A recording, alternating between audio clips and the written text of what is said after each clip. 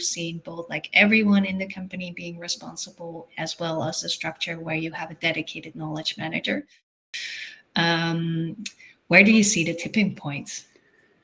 It depends. I don't think there's an exact answer for every company. I'd say it'll depend on obviously how technical your product is, how large your product offering is, how many documents do you need to successfully support it in that sense, and how often it needs updating. Because if you've got a tool that has 50 plus features and your product team's full steam ahead updating and adding new ones every week or every second week, then you'd want to get a dedicated person in very, very quickly to help ensure that information is there. If it's a bit of a smaller company, maybe the support you're delivering is not as technical. Your conversations don't really take too long. It's quite simple to maintain. Then of course you could probably hold off long enough.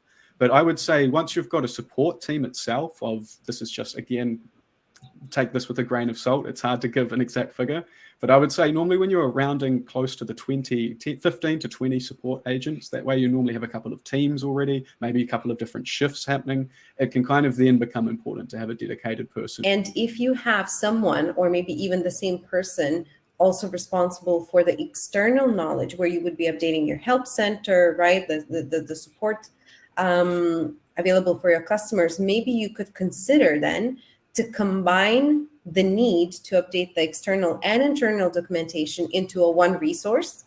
And that could potentially be someone that you might need to hire to actually do the work and focus solely on the knowledge, internal and external.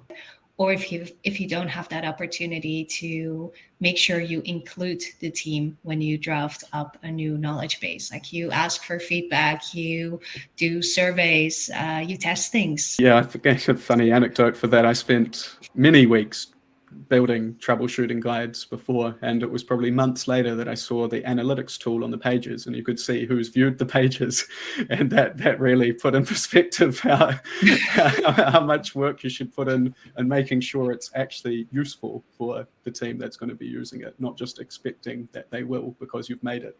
That's only, I would say, half of the real battle is creating the pages. It's getting adoption of them. That is the other key area. Well, thank you both so much. This was really insightful.